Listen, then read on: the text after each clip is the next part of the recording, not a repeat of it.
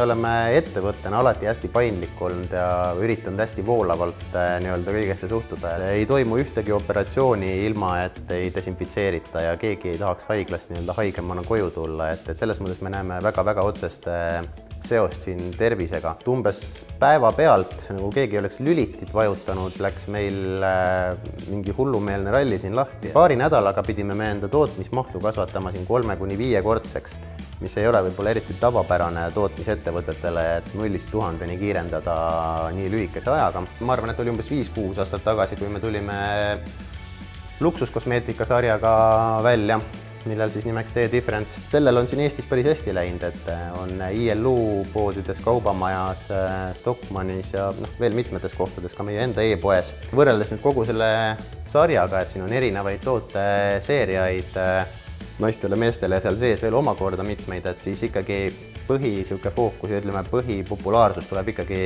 naistele mõeldud nahahooldustoodetel. Minu enda lemmik on see silmakreem, 4D Rescue Eye Cream. Ilma milleta ma isegi ei mäleta, millal ma ei kasutanud seda, et ma olen juba aastaid seda kasutanud ja minu jaoks iga hommikune rituaal.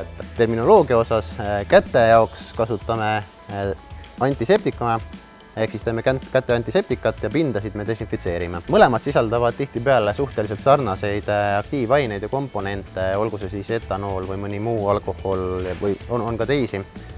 Aga ütleme, millega inimesed kõige rohkem kokku puutuvad, ongi käte antiseptika, et mis see vahe on.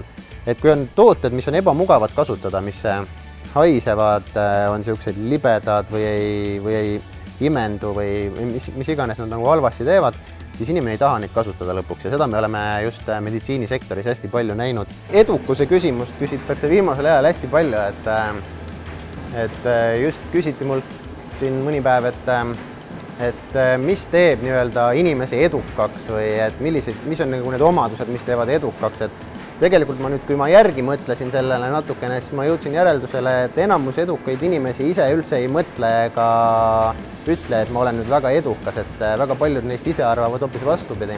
Et Chemi-Pharm ei ole selline vaikne koht, kus lihtsalt tiksuda ja olla, et meil kogu aeg toimub siin rohkem, me võtame ette rohkem asju, kui üks terve mõistusega inimene korraga tahaks teha.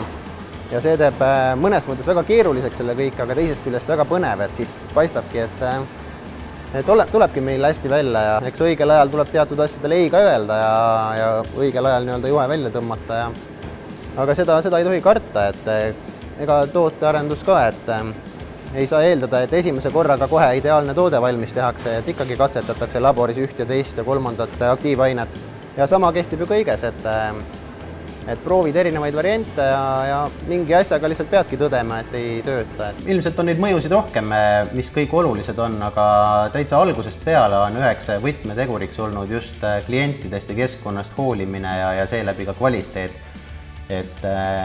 Et kliendid oleksid rahul ja hästi palju oleme tähelepanu pööranud just sellele, et mida kliendid tahavad ja kuulanud nende ja nendega koostööd teinud ja kogu aeg keskendunud sellele ja seeläbi ka enda tooteid muutnud ja arendanud.